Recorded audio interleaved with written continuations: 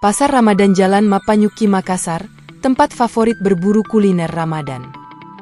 Menjelang berbuka puasa Ramadan di sepanjang jalan Andi Mapanyuki Kota Metropolitan Makassar mulai ramai dipadati para pedagang dan para pemburu takjil Kamis, 14 April 2022. Setiap tahunnya pasar Ramadan ini telah menjadi salah satu destinasi favorit masyarakat dalam wisata kuliner Ramadan, khususnya di sekitaran jantung kota Makassar. Pasar Ramadan ini sudah cukup lama beroperasi dimulai sekitar tahun 2005. Hal inilah yang membuatnya sangat terkenal di kalangan masyarakat hingga saat ini. Menu yang dijualnya pun lengkap, tersedia aneka jenis mulai dari makanan tradisional hingga jajanan kekinian yang sangat menggoda selera.